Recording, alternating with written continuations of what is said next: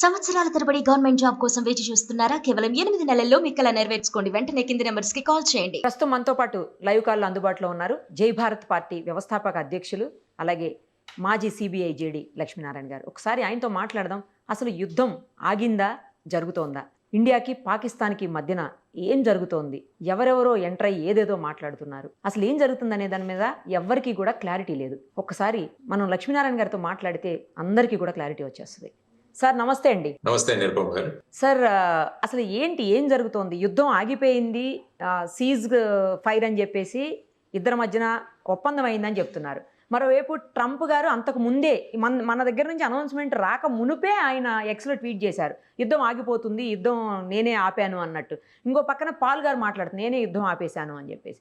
అసలు యుద్ధం ఆగిందా ఆగలేదా? గతంలో ఇందిరాగాంధీ గారి వల్లనే పీఓకేని మనం ఇప్పటికీ స్వాధీనం చేసుకోలేకపోయామో. ఆవిడ తీసుకున్నటువంటి స్టెప్స్ వల్లే ఇప్పుడు ఎవరైతే మన ప్రధాని ఉన్నారో నరేంద్ర మోడీ గారు చాలా ఫాస్ట్గా డెసిషన్స్ తీసుకుంటున్నారు. ఈసారి ఖచ్చితంగా పీఓకేని మనం సొంతం చేసుకుంటాము, మనం గెలిచి తీరుతాం, యుద్ధంలో వెనక్కి తగ్గం, అసలు ఆపరేషన్ సింధూర్ కంటిన్యూ అవుతుంది అనుకున్నారు. మళ్ళీ సడన్గా యుద్ధం ఆగిపోయింది అనగానే ట్రోల్స్ మొదలైపోయినాయి. అప్పట్లో ఇందిరాగాంధీ గారే బాగా చేశారు, మోడీ గారు భయపడిపోయారు, మోడీ గారికి ఏం అసలు చేత కావట్లేదు, ఇలా మధ్యలో అర్ధాంతరంగా యుద్ధం ఆపేశారు, ఎంతోమంది సింధూరాన్ని బలి చేశారు, ఇలా రకరకాలైనటువంటి ట్రోల్స్ మొదలైనవి. అసలు యుద్ధం ఆగిందా ఆగలేదా? ఎందుకంటే మన సైనికుల నుంచి కానీ లేకపోతే మన విదేశాంగ శాఖ మంత్రి నుంచి కానీ ఏది క్లారిటీగా రావట్లా. ఇంకోవైపు ఏమో వాళ్ళు వచ్చేసరికి పాకిస్తాన్ వాళ్ళు మాకు భయపడిపోయి భారత్ యుద్ధాన్ని ఆగిపేసింది, వాళ్ళే ఆపుకున్నారు అని చెప్పి వాళ్ళు చెప్తున్నారు. అసలు ఏం జరుగుతుంది ఏంటి? సామాన్యులకి ఏమి అర్థమయ్యేటువంటి పరిస్థితి లేదు సార్. జరుగుతుందా యుద్ధం? జరగదా? జరిగితే ఒకవేళ ఎక్కడ జరుగుతుంది? ఈ సరిహద్దుల్లో అలాగే కంటిన్యూ అవుతుందా? ఎందుకు ఆపేశామంటున్నారు? అసలు పాక్ ఇండియా విషయంలో అమెరికా అధ్యక్షుడు ఎందుకు దూరాడు? ఎవరికి ఏం అర్థం కావట్లేదు. మీరు చెప్పండి సార్, అందరికీ క్లారిటీ వస్తుంది. ప్రపంచ పటం మారింది. ప్రపంచంలో కూడా ఒక దేశం మీద ఇతర దేశాల మీద ఆధారపడిన తత్వం పెరిగిపోయింది మధ్యలో. అంటే మనం గతంలో పోలిస్తే గతంలో రాష్ట్రాలు దేశాలు వారి యొక్క ఉత్పాదన, వారి యొక్క ప్రొడక్షన్, వారి ప్రజలు వీరితో మాత్రమే అక్కడికే కన్ఫైన్ అయ్యింది. కానీ ఎప్పుడైతే లిబరలైజేషన్, గ్లోబలైజేషన్ అనేవి వచ్చాయో అప్పుడు ఏమైందంటే ప్రపంచం అంతా కూడా ఒకరి మీద ఒకరు ఆధారపడడం మొదలైంది. అందువల్ల ముఖ్యంగా వాణిజ్య సంబంధాలు కావచ్చు, ఎకనామిక్ డెవలప్మెంట్ కావచ్చు, ఇది ముఖ్యంగా ప్రధానమైన పాత్ర పోషించి ఇప్పుడు భూభాగాలను ఆక్రమించుకోవడం లేకుంటే యుద్ధాలు చేయడం వీటికన్నా అందరం కలిసి ఎలాగ అభివృద్ధి చెందుదామన్న మార్గంలో ప్రపంచం ముందుకు వెళుతోంది. అందువల్ల ఎప్పుడైనా కూడా ఈ యుద్ధాలు అన్న వాటిని నివారించే ప్రయత్నాలు జరుగుతుంటాయి. సో ఇప్పుడు మనం చూసుకుంటే ఈ ఏప్రిల్ 22న జరిగిన సంఘటన, ఆ తర్వాత భారతదేశం ప్రత్యుత్తరం ఇచ్చిన ఇది. భారతదేశం ఎప్పుడు కూడా మేము టెర్రరిజంకి అగేన్స్ట్ గాని మేము ఉగ్రవాదానికి వ్యతిరేకమని మాట్లాడుతుంటారు. పాకిస్తాన్ ప్రజలకు గాని వ్యతిరేకం కాదు, ఉగ్రవాదానికి వ్యతిరేకమని. అప్పుడు మనం వారి మీద సెలెక్టెడ్ టార్గెట్స్ అంటే 9 ప్రాంతాల్లో 21 టార్గెట్స్ మీద మనం స్ట్రైక్స్ చేయడం జరిగింది. ఆ తరువాత దానికి పాకిస్తాన్ స్పందించి వాళ్ళు మన లైన్ ఆఫ్ కంట్రోల్ మీద ఉన్న అనేక ప్రాంతాలలో ఆర్టిలరీ షెల్లింగ్ చేయడం వల్ల అందులో సుమారుగా 15 మంది మన ప్రజలు ప్రాణాలు పోగొట్టుకున్నారు. ఒక 45 నుంచి 50 మంది గాయపడ్డారు. దీనికి మళ్ళా రిప్లైగా భారతదేశం ఏం చేసిందంటే ఎందుకంటే ఇది మిలిటరీ చేసింది కాబట్టి, అప్పుడు టెర్రరిస్టులు చేశారు కాబట్టి టెర్రరిస్టుల మీద మనం స్ట్రైక్ చేసాం. ఇప్పుడు మిలిటరీ మన మీద చేసింది కాబట్టి మిలిటరీ యొక్క ఏవైతే ఎస్టాబ్లిష్మెంట్స్ ఉన్నాయో వాటి మీద స్ట్రైక్స్ చేయడం జరిగింది. సో ఆ విధంగా ఇక పాకిస్తాన్ మొదలుపెట్టింది. అంటే ఉత్తర ప్రత్యుత్తరాలు జరిగాయి. ఆ తరువాత ఎప్పుడైతే 2 న్యూక్లియర్ దేశాల మధ్య ఈ విధంగా విభేదాలు రావడం అన్నది ప్రపంచంలో మొదటిసారి. ఇంతకు ముందు ఎప్పుడు కూడా 2 న్యూక్లియర్ వెపన్స్ ఉన్న దేశాలు కొట్టుకోలేదు. అంటే ఫర్ ఎగ్జాంపుల్ చైనా, భారతదేశం చూసినా ఇంతకు ముందు మీరు చూసుకుంటే 2018 తర్వాత గల్వాన్ లో జరిగిన ఇవన్నీ చూసుకున్నా కూడా అక్కడ కూడా 2 న్యూక్లియర్ పవర్స్ ఉన్న 2 దేశాలు. ఇప్పుడు చూసుకుంటే పాకిస్తాన్ మరియు భారతదేశం, ఇవి కూడా 2 న్యూక్లియర్ పవర్స్. కాబట్టి ప్రపంచం ఎక్కడా కూడా న్యూక్లియర్ వెపన్స్ అన్నవి వాడపడకూడదు అన్నది ఒకటి. ఎందుకంటే దాని విధ్వంసం చాలా ఎక్కువగా ఉంటుంది. అందుకనే ఈ విధంగా భారత పాకిస్తాన్ మధ్య ఈ ఉత్తర ప్రత్యుత్తరాలు మొదలవగానే అనేక దేశాలు మేము మధ్యవర్తిత్వం చేస్తామని ముందుకొచ్చి, మీరు చూసుకుంటే ఖతార్ కావచ్చు, లేకుంటే సౌదీ అరేబియా కావచ్చు, లేకుంటే అమెరికా కావచ్చు. సో ఈ దేశాలన్నీ కూడా మేము వీటిని ఎస్కలేట్ చేయకండి, డీఎస్కలేట్ చేయండి, మీరు కూర్చొని మాట్లాడండి అని చెప్పిన సందర్భాలు చాలా ఉన్నాయి. సో ఇటువంటి పరిస్థితులలో మరి ఏ నిర్ణయం తీసుకోవాలన్నది చాలా ముఖ్యం. ముఖ్యంగా మీరు మాట్లాడినట్టు ట్రంప్ గారు కూడా మొదటి నుంచి భారతదేశం పహల్గావ్ జరిగిన సంఘటన ఏదైతే ఉందో దానికి భారతదేశం సెల్ఫ్ డిఫెన్స్ చేసుకోవచ్చు అని ఆయన మాట్లాడారు.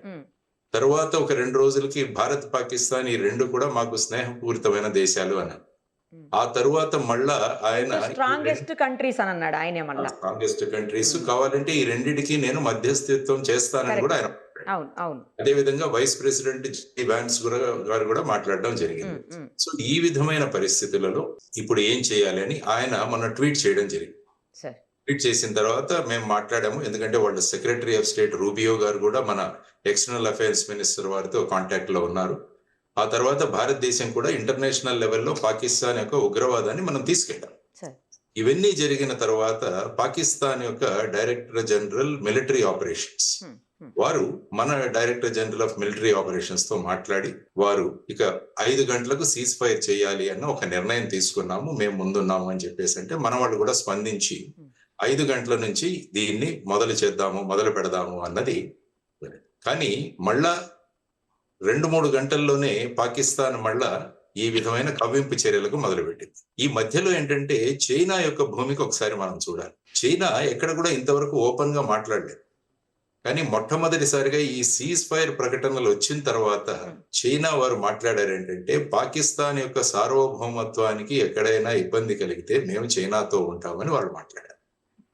ఆ తర్వాత ఈ కవ్వింపు చర్యలు మొదలయ్యాయి. దాని ముందు ఒక్కసారి మీరు చూసుకుంటే ఇంటర్నేషనల్ మానిటరీ ఫండ్ లో పాకిస్తాన్ కి వాళ్లకు 2.5 బిలియన్లు ఇవ్వకండి అని చెప్పి భారతదేశం చాలా గట్టిగా పోరాటం చేసింది. గట్టిగా ఆర్గ్యుమెంట్స్ జరిగాయి. కానీ చివరికి భారతదేశం ఆ ఓటింగ్ నుంచి బయటికి కూడా వచ్చేసింది, అంటే వినట్ల. సో ఫైనల్ గా 2.5 బిలియన్ US డాలర్స్ పాకిస్తాన్ కి ఇవ్వడం జరిగింది. అంటే ఇప్పుడు ఎలా ఉంటుందంటే చైనా ఎప్పుడు కూడా పాకిస్తాన్ కు మాక్సిమం వెపన్స్ సప్లై చేసేది చైనా. యుద్ధ విమానాలు కావచ్చు, డ్రోన్లు కావచ్చు, లేకుంటే గన్స్ కావచ్చు, ఇవన్నీ కూడా చైనా నుంచి ప్రధానంగా వస్తాయి. ఎప్పుడైతే ఒక సుమారు 20,000 కోట్ల రూపాయలు చైనాకు IMF నుంచి వస్తుంది అంటే ఎప్పుడు కూడా చైనా ఎలా ఉంటుందంటే తన వ్యాపారం ఎలా పెంచుకోవాలని చూస్తుంది. దానికి ఒక చిన్న ఉదాహరణ ఇస్తాను. నరేంద్ర మోడీ గారు మన యోగా డే గురించి ఆయన విస్తృతంగా ప్రయత్నాలు చేశారు రాగానే. ఆ తర్వాత సుమారుగా 140 దేశాలు యోగా డే జరపడానికి తర్వాత యునైటెడ్ నేషన్స్ లోనే ఆమోదం తెలపడం జరిగింది. ఇది ఇలా ఉంటే చైనా ఎలా ఆలోచిస్తుందంటే ఇన్ని దేశాలు యోగా చేసుకోవాలంటే వాళ్ళకు యోగా మ్యాట్లు కావాలి. కాబట్టి వాళ్ళు 2 ఫ్యాక్టరీలు పెట్టారు అక్కడ చైనా, దేనికి యోగా మ్యాట్లు తయారు చేయడానికి. అంటే వాళ్ళు ఏ సందర్భం చూసినా ప్రపంచంలో తమ వ్యాపారం ఎలా ఉంటుంది అన్నదానికి ఒక ఉదాహరణ. అదే విధంగా ఇప్పుడు 2.5 బిలియన్ డాలర్స్ పాకిస్తాన్ కి వచ్చాయంటే ఇప్పుడు జరుగుతుంది యుద్ధం. కాబట్టి దీనిలో మనం ఏ విధంగా వాళ్ళ దగ్గర నుంచి దీన్ని సంపాదించుకోవచ్చు అన్న విషయంలో వెంటనే వాళ్ళ స్టేట్మెంట్ ఇవ్వడం జరిగింది. సో ఆ విధంగా జరిగిన తర్వాత ఆ రోజు రాత్రి మళ్ళా నిన్న చూసుకుంటే ఏం పెద్ద ప్రధానంగా ఏమి పెద్ద చర్యలు జరగలేదు. ఈ రోజు మళ్ళా ఇప్పుడు ఒక ఐ థింక్ 11 అయింది, 12 గంటలకు మళ్ళా 2 director generals of military operations వాళ్ళిద్దరూ హాట్ లైన్ లో మాట్లాడుకోబోతున్నారు. ఇది ప్రస్తుతం ఉన్న పరిస్థితి. సీజ్ ఫైర్ అన్నది ఎప్పుడు కూడా ఉంటుంది, ఎందుకంటే ఏదో ఒక చర్చలు, ఏదో ఒక ఐస్ బ్రేకింగ్ కావాలి. ఎందుకంటే యుద్ధాలు మీరు చూసుకుంటే నేను ఇంత ముందు చెప్పినట్టు యుద్ధం మొదలు పెట్టడం సులభం కానీ దాన్ని ఎక్కడ ఆపాలో తెలియదు. ఇప్పుడు మీరు అనుకుంటే యుక్రెయిన్ రష్యా మధ్య 2014 నుంచి చిన్నవి మొదలయ్యాయి కానీ గత 2.5 సంవత్సరాల నుంచి ఆ యుద్ధం కొనసాగుతూనే ఉంది. చూడండి, సుమారుగా 17,000 మంది చనిపోయారు అక్కడ. సో ఆ విధమైన పరిస్థితులలో మరి ట్రంప్ గారు ఎంత చెప్పినా కూడా మళ్ళా ఈ సీజ్ ఫైర్ టాక్స్ అన్నవి జరుగుతాయా జరగవా అన్న ఒక దీంట్లో సంభ్రమంలోనే ఉన్నాం. కాబట్టి ప్రపంచంలో ఏ యుద్ధాలు తీసుకున్నా right from World War I నుంచి తీసుకున్నా కూడా ఎక్కడో ఒక చోట దీనికి సమాప్తం పలికి చర్చకు ఎక్కడో కూర్చోవాలి అన్నది ఒక విషయం ఎప్పటి నుంచో జరుగుతోంది.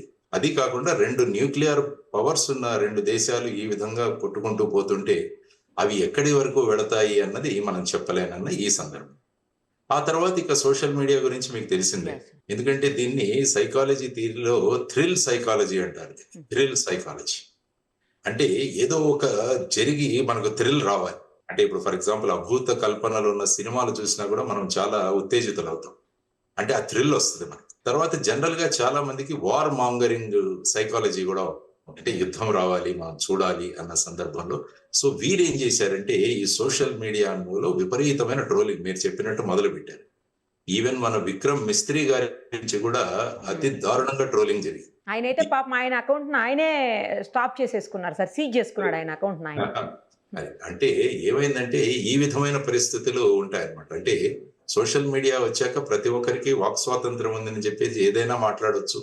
ఇంకా ప్రాచుర్యం పొందడానికి ఎంత తిడితే అంత మేము ఫేమస్ అవుతాం అన్నది ఒక కొత్త కాన్సెప్ట్.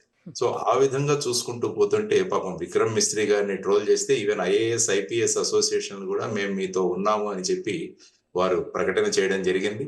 ఆ తర్వాత మీరు చూసుకుంటే, ఎందుకంటే మిస్త్రీ గారు తన సొంత అభిప్రాయాలను అక్కడేం వ్యక్తం చేయట్లేదు. ఆయన వ్యక్తం చేస్తుంది ప్రభుత్వం యొక్క అభిప్రాయాలని. ఆయన వచ్చి ఒక స్పోక్స్ పర్సన్ గా ఆయన మాట్లాడుతారు. సో ఈ విధంగా ఇద్దరు, వ్యోమికా సింగ్ కావచ్చు, ఈ అమ్మాయి కురేషి కావచ్చు, వీరు కూడా ప్రభుత్వం యొక్క విధానాలను, ఆర్మీ విధానాలను వాళ్ళు ప్రజలకు తెలియజేయాలి. లేకుంటే టీవీ ఛానల్స్ లో రకరకాల వార్తలు వస్తుంటాయి కాబట్టి నిజం ఏంటి సత్యం ఏంటి అని తెలియడం కూడా చాలా ముఖ్యం. సో ఆ విధంగా వాళ్ళు మాట్లాడుతున్నారు. సో ఇప్పుడు మీరు అన్నట్టు 1971 కంపారిజన్ జరుగుతుందని మీరు అన్నారు. 1971 కంపారిజన్ అంటే మనం బంగ్లాదేశ్ లిబరేషన్. యాక్చువల్ గా బంగ్లాదేశ్ యుద్ధం అన్నది ఆల్మోస్ట్ 6 నెలల పూర్వం మొదలైంది. అప్పుడు శామ్ మానిక్ షా గారని he was the general of Indian army. ఇప్పుడు ఇందిరాగాంధీ గారు వారిని పిలిచి వెంటనే మనం బంగ్లాదేశ్ లోకి వెళ్ళాలి అంటే ఆయన నేను వెళ్ళను అన్నారు. ఎందుకంటే బంగ్లాదేశ్ కు వెళ్ళడానికి చాలా మనం సిద్ధం అవ్వాలి ఇప్పుడు. ఎందుకంటే చాలా నా ఆర్మీ అంతా కూడా వెస్ట్ బెంగాల్ మిగతా రాష్ట్రాల్లో డిప్లాయ్, వీళ్ళందరినీ కూడా నేను పోగు చేయాలి.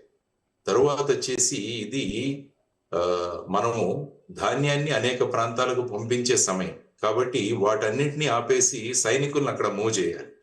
తరువాత బంగ్లాదేశ్ లో ఇప్పుడు ఈ వర్షం రాబోతుంది. వర్షకాలంలో మనం వెళ్ళి అక్కడ చిక్కుకుంటామని ఆయన చెప్పి సుమారుగా 6 నెలల తర్వాత అక్కడికి వెళ్ళారు. వెళ్ళిన తర్వాత 14 రోజుల్లో ఆ యుద్ధం ముగిసింది. సుమారుగా 94,000 మంది ప్రిజనర్స్ ఆఫ్ వార్ పట్టుకోవడం జరిగింది. ఆ తర్వాత జరిగింది. అక్కడ ఏంటంటే ముఖ్యంగా బంగ్లాదేశ్ లో అక్కడి ప్రజలు ప్రభుత్వానికి వ్యతిరేకంగా తిరుగుబాటు చేశారు. ముజిబుర్ రెహమాన్ వారి అధ్యక్షతన అక్కడి ప్రజలు వారు తిరుగుబాటు చేశారు. అలా తిరుగుబాటు చేస్తున్న ప్రజలకు మనం వెళ్ళి మద్దతు ఇచ్చాం. అప్పుడు ఏంటంటే అది సులభమైంది మనకి. ఇప్పుడు అదే మీరు పాకిస్తాన్ ఆక్యుపైడ్ కాశ్మీర్ లోకి వస్తే అలాంటి తిరుగుబాటు లేదు. అలాంటి తిరుగుబాటు అన్నది ఓపెన్ గా లేదు. సపోజ్ అలాంటి తిరుగుబాటు వచ్చినప్పుడు మనం వెళ్ళి వాళ్లకు మద్దతు ఇస్తే అప్పుడు ఏమవుతుందంటే దాన్ని తీసుకునే అవసరం. ఇప్పుడు ఏమాత్రం అక్కడ చూసుకుంటే మీరు ఒక్కసారి పిఓకే గురించి ఆలోచిస్తే, యాక్చువల్ గా మనకు హరి సింగ్ గారు ఆ హిస్టరీ తెలుసు మీకు, పిఓకే ఎలా సంభవించిందని. ఆ తర్వాత జనవరిలో మనం యునైటెడ్ నేషన్స్ కి ఈ సమస్యను తీసుకువెళ్ళడం జరిగింది అప్పటి ప్రధాని జవహర్ లాల్ నెహ్రూ గారు. ఆ తర్వాత ఏప్రిల్లో ఒక రిజల్యూషన్ 47 అని ఒకటి పాస్ చేశారు. ఆ రిజల్యూషన్ 47 లో ఏముందంటే పాకిస్తాను ఆక్రమిత భాగాల నుంచి వాళ్ళ సైన్యాలను తీసుకుని తగ్గించాలి, వాళ్ళ వెనక్కి వెళ్ళిపోవాలి. రెండవది వచ్చేసి భారతదేశం అక్కడ కొంత లిమిటెడ్ సంఖ్యలో అక్కడ వాళ్ళ ఆర్మీని డిప్లాయ్ చేయాలి. మూడవది ఆ ప్రాంతంలో ఒక ప్లెబిసైట్ నిర్వహించాలి, అంటే ప్రజల యొక్క అభిప్రాయం సేకరించి దాన్ని బట్టి నిర్ణయం తీసుకోవాలని జరిగింది. కానీ పాకిస్తాన్ సైన్యాలు అక్కడి నుంచి తప్పుకోలేదు. ఆ తరువాత కరాచీ ఒప్పందం అని జరిగింది. అందులో ఏమైందంటే దీనిని సీజ్ ఫైర్ లైన్ అని డిక్లేర్ చేశారు. ఎక్కడైతే పాకిస్తాన్ సైన్యాలు ఆగిపోయాయో అక్కడ సీజ్ ఫైర్ లైన్.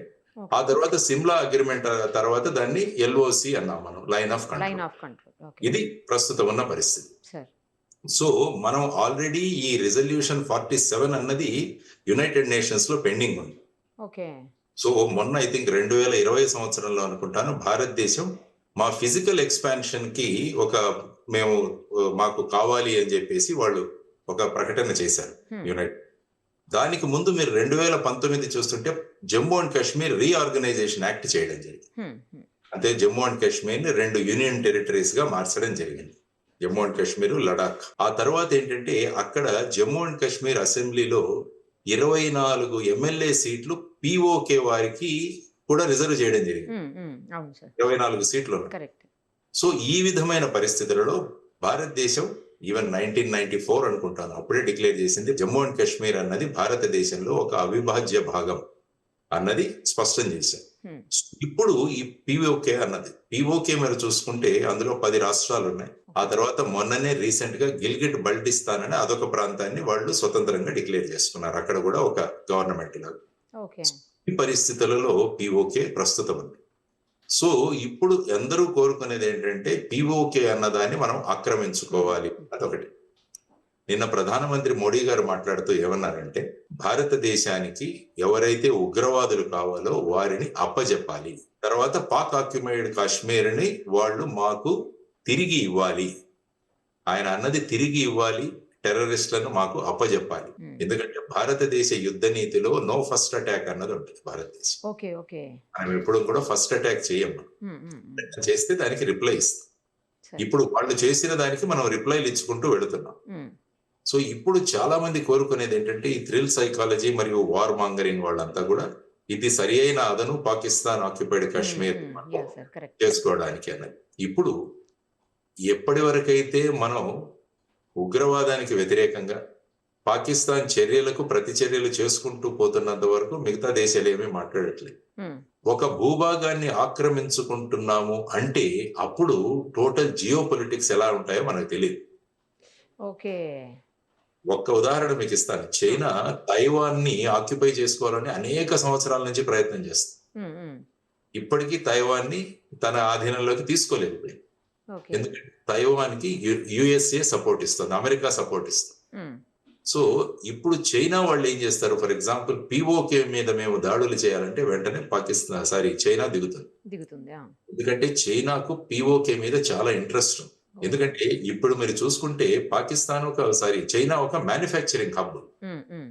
దాని అక్కడి నుంచి అమెరికాకు గాని మిగతా దేశాలకు పంపించాలంటే వాళ్ళు చుట్టూ సముద్ర మార్గంలోకి వెళ్ళాలి. ఓకే. అదే గనుక ఇప్పుడు పిఓకే నుంచి వాళ్ళు డైరెక్ట్ గా రోడ్ గనక కరాచీ మరియు గోడార్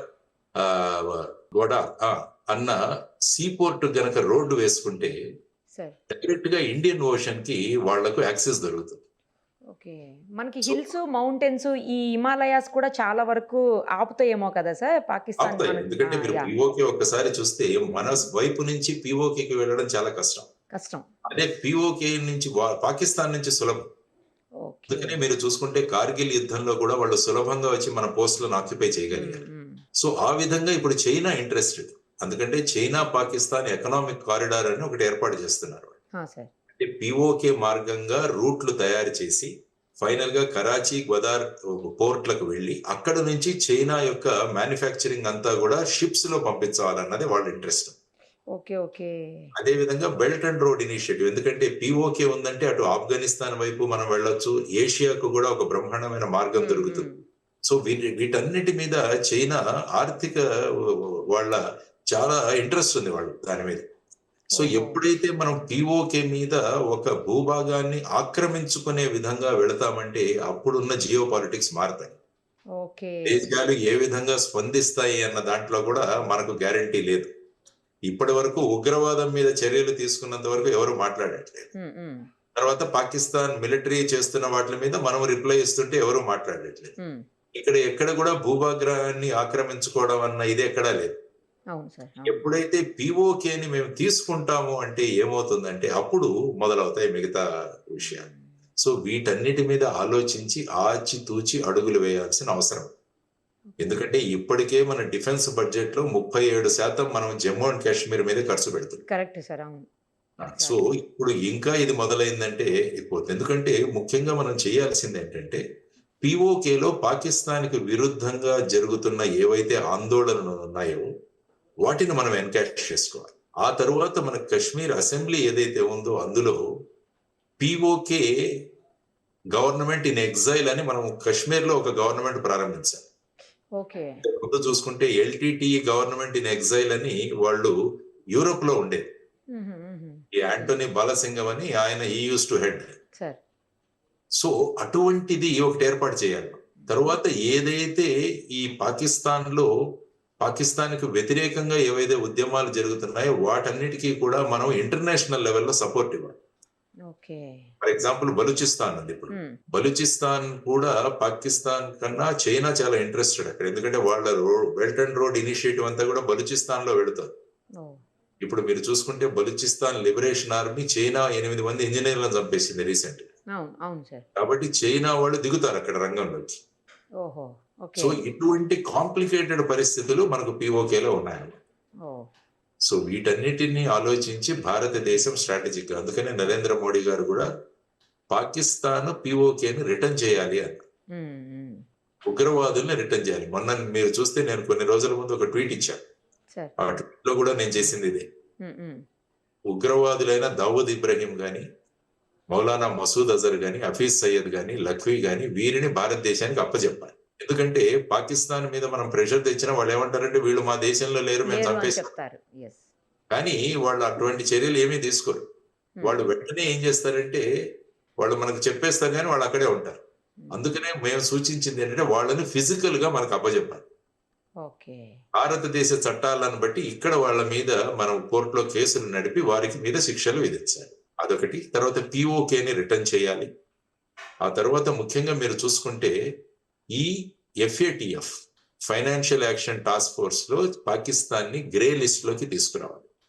వాళ్ళు ఉగ్రవాదం మీద చర్యలు తీసుకునేంత వరకు ఇది FATF లో పెడితే వాళ్ళకు వచ్చే ఈ శాంక్షన్స్ ఏవైతే ఉంటాయి, అంటే వాళ్ళకు వచ్చే ఆర్థిక సహాయం ఏదైతే ఉంటుందో దాని మీద అంత సులభంగా అవ్వదు.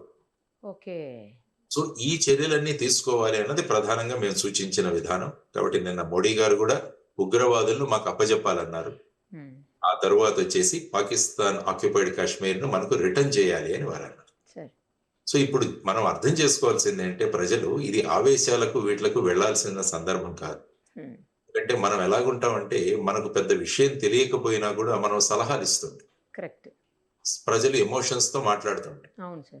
ఎక్కడైనా ఈ T20 మ్యాచ్లు జరుగుతున్నప్పుడు అప్పట్లో జరిగినప్పుడు సచిన్ తెందూల్కర్ అవుట్ అవగానే ఇక్కడ చూస్తున్న వాళ్ళు చాలా మంది ఆ షాట్ ఆడకుండా ఉండాల్సింది, దాన్ని పక్కకు డిఫ్లెక్ట్ చేసి ఉండాల్సింది, దాన్ని డిఫెన్స్ గా ఆడాల్సింది.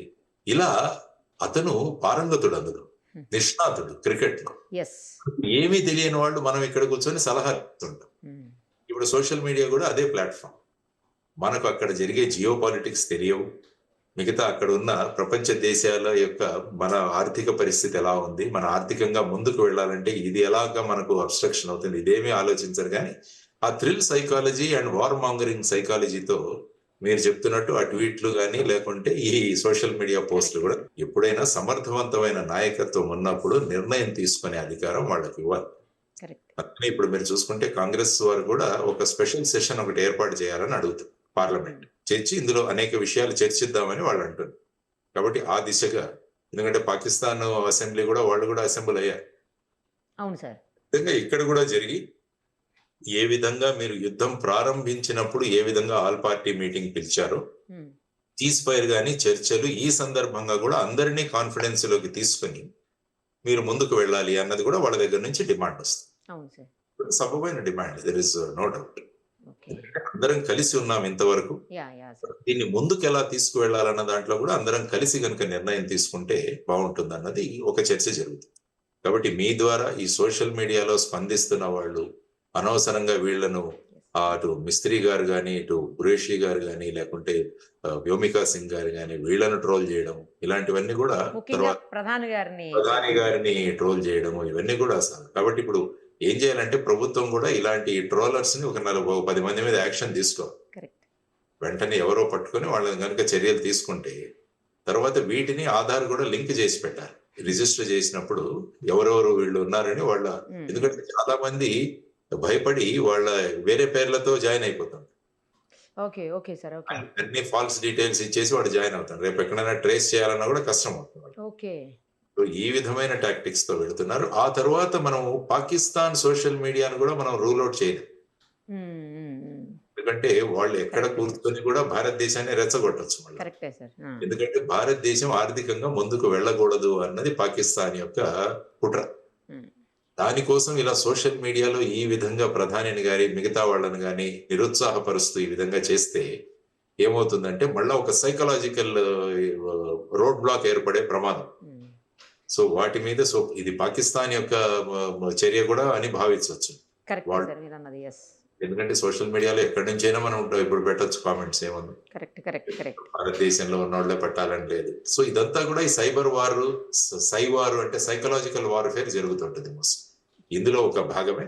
కాబట్టి ప్రజలందరూ కూడా ప్రభుత్వం యొక్క స్టేట్మెంట్ ఏదైతే వస్తుందో దానికోసం చూస్తూ ప్రభుత్వం తీసుకునే నిర్ణయం అన్నది అనేక విషయాలను పరిగణలోకి తీసుకునే ఒక నిర్ణయం.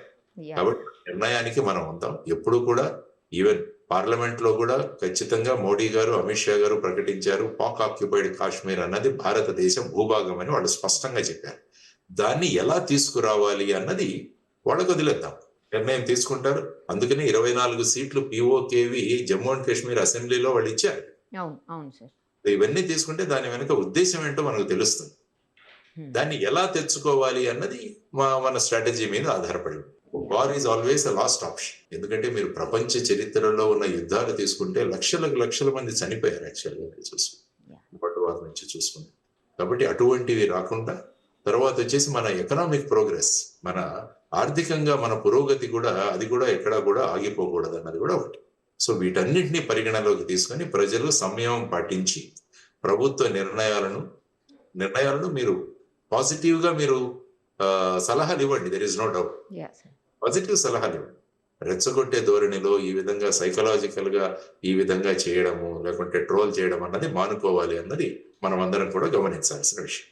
సార్ ఇప్పుడు మీరన్నట్లు పాక్ ఆక్యుపైడ్ కాశ్మీర్ ఏదైతే ఉందో అది మన భూభాగం, మన దేశానికి సంబంధించింది, మనది. అది మనది మనం తీసుకుంటుంటే ఈ ఇతర దేశాలకి, సంబంధం లేని దేశాలకి ఎందుకు సార్ అంత బాధ? అంటే అంత స్వార్థమా వాళ్లకు? నాకు అర్థం కావట్లేదు.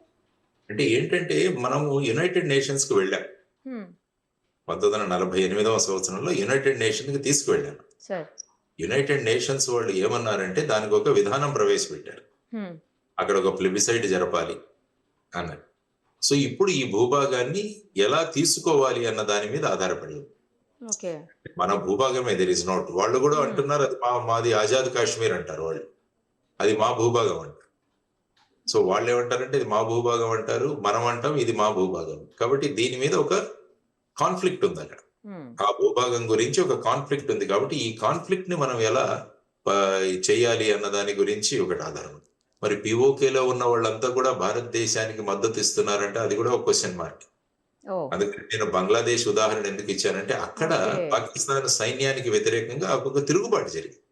ఆ తిరుగుబాటు జరిగినప్పుడు మనం వెళ్ళి వాళ్ళకి మద్దతు ప్రకటించి సైన్యాలను ఓడించి వారి భూభాగాన్ని వాళ్ళకి ఇచ్చాం, పాకిస్తాన్ నుంచి లిబరేట్ చేశాం. ఎందుకంటే అక్కడ లోకల్ గా ప్రజల మద్దతు ఉంది. ఇప్పుడు అటువంటి మద్దతును మనం సంపాదించగలగాలి. ఇంటర్నేషనల్ ప్రెషర్స్ అది చాలా ముఖ్యం. అప్పుడు ఈజీ అయిపోతుంది. ఎందుకంటే ఎప్పుడైతే యుద్ధంలో దిగుతామో ఆ తర్వాత పర్యవసనం ఎలా ఉంటుందో మనం ఇప్పుడే చెప్పలేము. ఇప్పుడు డైరెక్ట్ గా చైనా దిగుతుందా రంగంలోకి, మరి ఇంకా ఎవరెవరు దిగుతారు, ఇవన్నీ కూడా వస్తాయి పరిగణ. సో ఆ విధమైన పరిస్థితులలో దాన్ని వెనక్కి ఇచ్చేయాలి అని ప్రధానమంత్రి గారు ఏదైతే అన్నారో అది కరెక్ట్. ఆయన స్పష్టంగా చెప్పారు. జేడీ వ్యాన్స్ గారికి కూడా వారి ఇచ్చిన తర్వాత మన ఆర్మ్డ్ ఫోర్సెస్ కి స్పష్టంగా ఇచ్చారు. వహాసే గోలీ ఆయతో యహాసే హమ్ గోలీ బార్ కరేంగే, గోలా బార్ కరేంగే. అంటే మీరు అక్కడి నుంచి తూటాలు పంపిస్తే మేము బాంబులు వేస్తామన్నారు. సో ఆ విధంగా స్పష్టంగా ఆయన సూచన ఇచ్చారు. ఎందుకంటే డిఫెన్స్ ఫోర్సెస్ యొక్క మొరేల్ కూడా మెయింటైన్ చేయడం చాలా అవసరం. ఎందుకంటే వాళ్ళు ఫీల్డ్ లో ఉంటారు, ఆ బార్డర్ లో ఉంటారు. సో వాళ్ళకు కూడా అక్కడ జరుగుతున్న చర్యలకు మనము కౌంటర్ చర్యలు చేయండి అని మనం స్పష్టంగా ఇవ్వాల్సిన అటువంటి డైరెక్షన్స్ స్పష్టంగా ఇవ్వడం జరిగింది. సో ఇప్పుడు మిగిలిన ప్రశ్న పాక్ ఆక్యుపైడ్ కాశ్మీర్ ని ఏం చేయాలి, తర్వాత ఇప్పుడు జరుగుతున్న వాటిని ఏ విధంగా ముందుకు తీసుకువెళ్ళాలి అన్న దాని గురించి ఇప్పుడు చర్చ జరుగుతుంది. చూద్దాం 12 గంటలకు ఏమవుతుందో. Directorate general of military operations మధ్య జరిగే సంభాషణలు, చర్చలు అంటే పాకిస్తాన్ వాళ్ళు వాళ్ళ వ్యూ పాయింట్స్, భారతదేశం మన వ్యూ పాయింట్స్ రెండు అక్కడ ఉంచుతాం. ఆ తర్వాత సీజ్ ఫైర్ ఎక్స్టెండ్ అవుతుందా, సీజ్ ఫైర్ వైలేషన్ అయితే మళ్ళా మనం దానికి ప్రత్యుత్తరం ఇస్తాం. There is no doubt. కాబట్టి ఎప్పుడు కూడా ఇప్పుడు the ball is in Pakistan court. వాళ్ళు ధ్వంసం కావాలనుకుంటున్నారా, భారతదేశం సిద్ధంగా ఉంటుంది, అది వాళ్ళ చేతుల్లో. సో వాళ్ళు ఏం నిర్ణయం తీసుకుంటారన్న దాని మీద ఆధారపడి ఉంటుంది. ఆ తర్వాత చర్చలు ఏవైతే జరుగుతాయో ఆ చర్చల సందర్భంగా భారతదేశం ఏ పాయింట్లు ముందు ఉంచబోతుంటుంది అన్నది కూడా చూడాలి. సో దాని మీద ఈ పర్మనెంట్ పీస్ ఏదైతే ఉందో ఈ ప్రాంతంలో అది ఆధారపడి ఉంటుంది. దానికి సమయం పడుతుంది. అంత త్వరగా ఏదో మనం ఇంటి పక్క ఉన్న వాళ్ళ గొడవలే చాలా రోజులు పడతాయి, సంవత్సరాలు పడతాయి సార్. సంవత్సరాలు పడతాయి. కోర్టులకు వెళ్తారు, అవుతాయి అవన్నీ. అవును. ఇది దేశానికి సంబంధించిన పెద్ద ప్రశ్న. కాబట్టి ఈ ప్రశ్న 2 రోజుల్లో T20 క్రికెట్ మ్యాచ్ లాగా, లేదంటే IPL లాగా ఒక నెలలో అయిపోవాలి, 20 ఓవర్లో అయిపోవాలనుకుంటే కుదరదు. అంతా కూడా చర్చలు జరగాలి. అంతర్జాతీయంలో ఉన్న దేశాలన్నిటి కూడా వాటిలో మద్దతును కూడా కట్టుకోవాలి. ఆ తర్వాత లోకల్ ప్రజల యొక్క మద్దతును కూడా మనం కూడా కట్టుకోవాలి. ఎందుకంటే అక్కడ ఉగ్రవాద కార్యక్రమాలు చాలా జరుగుతున్నాయి. అక్కడ వాళ్ళు బేసిక్ గా POK ఉన్న ప్రజలను చాలా మందిని యాంటీ ఇండియన్ గా తయారు చేసి పెట్టున్నారు వాళ్ళు ఆల్రెడీ, వాళ్ళ యొక్క ఉనికి కోసం. వాళ్ళను మళ్ళా బ్రెయిన్ వాష్ చేసి మనం వాళ్ళను మళ్ళా మన సైడ్కి తెచ్చుకోవాలి. దానికి ప్రభుత్వం చేయాల్సింది ఏంటంటే కశ్మీర్ను బ్రహ్మాండంగా డెవలప్ చేయాలి. ఎప్పుడైతే కశ్మీర్ ప్రాంతం బ్రహ్మాండంగా అభివృద్ధి చెందుతుందో, అదే ప్రక్రియలో ఉన్నాం. అప్పుడు ఏమవుతుందంటే ఇక్కడ ఈర్ష్య మొదలవుతుంది POKలో ఉన్న వాళ్ళకి.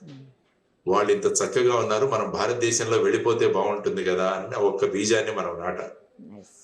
అప్పుడు ఏమవుతుందంటే మనకు ఏ విధంగా బంగ్లాదేశ్ లో విప్లవం జరిగిందో ఆ విధంగా అక్కడ కూడా వాళ్ళు ఉద్యమిస్తున్నప్పుడు అప్పుడు మనం వాళ్ళకి సపోర్ట్ చేస్తే దాన్ని ఈజీగా మన భూభాగంలో కలుపుకోవడానికి ఆస్కారం. కాబట్టి ఈ విధమైన గేమ్ ప్లాన్ అన్నది భారతదేశం అమలు చేయాలన్నది మనం అనుకుంటున్న విషయం. సార్, ఇప్పుడు 1971లో వార్ జరిగినప్పుడు 1,00,000 మంది పైగా చనిపోయారని అంటున్నారు. నిజమేనా సార్? అది సోషల్ మీడియాలో వైరల్ అవుతుంది, కరెక్టేనా? 1,00,000 కాదు, సుమారుగా 15 లక్షల దాకా. ఎందుకంటే 6 నెలలు జరిగింది. 1,00,000 మంది సైనికులే చనిపోయారని అంటున్నారు సార్, నిజమా? యాక్చువల్ గా మనం పట్టుకుంది సుమారుగా 94,000 మంది సైనికులను మనం తీసుకున్నాం. అక్కడ ఏంటంటే పాకిస్తాన్ జులుం చెలాయించింది. పాకిస్తాన్ జులుం చెలాయించింది, అక్కడ ప్రజలను చంపేసింది. సుమారుగా 1.5 మిలియన్ చనిపోయారని నేను అక్కడ చదివాను. చాలా మంది ఇటువైపు వచ్చేసారు. బంగ్లాదేశ్ ఈస్ట్ పాకిస్తాన్ వదిలేసి ఇటు సైడ్ భారతదేశానికి వచ్చిన వాళ్ళు, నార్త్ ఈస్ట్ కి వెళ్ళిపోయిన వాళ్ళు చాలా మంది ఉన్నారు. ఈ విధంగా చూసుకుంటే భారతదేశం అక్కడ ఉన్నది 14 రోజులు భారతదేశం తర్వాత పాకిస్తాన్ సైన్యాలకు యుద్ధం జరిగింది.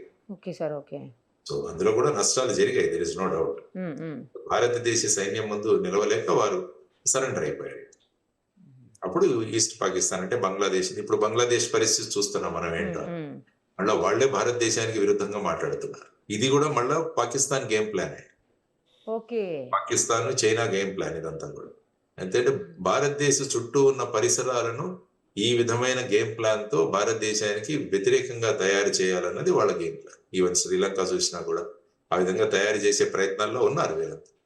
సో ఇది కూడా మనం జాగ్రత్తగా హ్యాండిల్ చేయాలి. బికాస్ ఫస్ట్ మనం ఇంటి చుట్టుపక్కల ఉన్న వాళ్ళని మన ఫేవర్ గా తెచ్చుకోవాలి. ఆ తర్వాత ఇంటి గెలిచి కాబట్టి ఇంట గెలిచి రచ్చగెలవంటారు. కాబట్టి ముందు మన దగ్గర ఉన్న వాళ్ళందరినీ కూడా మన దీంట్లో తీసుకోవాల్సిన అవసరం ఉంది. ఆ విధంగా మన ప్రధానమంత్రి గారు కానీ, విదేశాంగ వ్యవహారాల మంత్రి కానీ వాళ్ళు ముందుకు తీసుకెళ్తున్నారు దేశాన్ని. సో ఆలోచించి వాళ్ళకు మద్దతుగా ఉందాం. కాబట్టి ఈ ట్రోలింగ్స్ ఇవన్నీ ఆపి ప్రభుత్వ నిర్ణయాలకు మనం మద్దతునిస్తూ ముందుకు వెళదామన్నది నా సూచన. ఎగ్జాక్ట్లీ సార్, చాలా కరెక్ట్గా చెప్పారు. చాలా విషయాల్ని స్పష్టంగా చెప్పారు. ఎందుకు POKని స్వాధీనం చేసుకునే పరిస్థితులు ప్రజెంట్ మనకు లేవు, ఎలాంటి సిచ్యుయేషన్స్లో చేసుకోగలుగుతాము, అసలు ఏం జరిగితే ఏం జరుగుతుంది, మొత్తం అంటే ప్రభుత్వ నిర్ణయం ఏం తీసుకుంటే ఏం జరుగుతుంది అనేది కూడా క్లియర్గా చెప్పారు సార్. గిల్గిట్ బల్టిస్తాన్ అనేది ఒక మంచి ఆపర్చునిటీ సార్. గిల్గిట్ బల్టిస్తాన్ లో కూడా వాళ్ళు పాకిస్తాన్ తో రాజీ లేరు. కాబట్టి అక్కడ ఉన్న దాంట్లో అక్కడ ఉన్న వాళ్ళు, అందుకని అంటున్నాను నేను, అక్కడ ఒక POK గవర్నమెంట్ ఇన్ ఎక్సైల్ అని మన వాళ్ళు మొదలు పెట్టారు. ఒక అజ్ఞాతంలో ఉన్న POK గవర్నమెంట్ అని చెప్పి ఇక్కడ మొదలు పెట్టారు. అక్కడ ఉన్న మన సింపథైజర్స్ ఇక్కడ తీసుకొచ్చి వాళ్ళని కూర్చోబెట్టాలి ఆ గవర్నమెంట్ లో. అంటే అక్కడ ఉన్న వాళ్ళకి ఆశ చిగురిస్తుంది, ఓహో ఇండియాలో కూడా మన వాళ్ళు ఉన్నారు, అక్కడ మన గవర్నమెంట్ వస్తే బాగుంటుంది కదా అని ఒక కోరికను మనం వాళ్ళలో బీజం నాటాలి. కరెక్ట్ సార్, కరెక్ట్ చెప్పారు. అప్పుడు ఏమందంటే కశ్మీరు డెవలప్మెంట్ చూసి అక్కడ యువతరం కూడా మనం గనక భారతదేశంలోకి వెళ్ళిపోతే మనం కూడా అంత చక్కగా అభివృద్ధి చెందుతామన్న భావాలు వచ్చి వాళ్ళు కూడా మన సైడ్కి వస్తారు. సో ఈ విధంగా వాళ్ళందరినీ కూడా మన సైడ్ తీసుకుంటే యుద్ధం లేకుండానే వాళ్ళని మనం తీసేసుకోవచ్చు. ఆ విధమైన స్ట్రాటజీ అయితే ఉంటుందని నా అభిప్రాయం. పర్ఫెక్ట్ చెప్పారు సార్. థ్యాంక్ యూ సార్, చాలా క్లారిటీగా చెప్పారు. నాకు తెలిసి ఈ వీడియో చూస్తే ఉన్న డౌట్స్ అన్నీ క్లియర్ అయిపోతాయి సార్. మన ఇండియాకి పాకిస్తాన్కి మధ్యన ఏం జరిగింది, ఏం జరుగుతుంది, యుద్ధం ఆగిందా ఆగలేదా, అసలు అన్ని డౌట్స్ క్లారిఫై అయిపోతాయి sir. Thank you sir, thank you so much. Thank you. Suman టీవీలో మీ పర్సనల్ అండ్ బిజినెస్ ప్రమోషన్స్ కోసం కింది నెంబర్కి కాంటాక్ట్ చేయండి.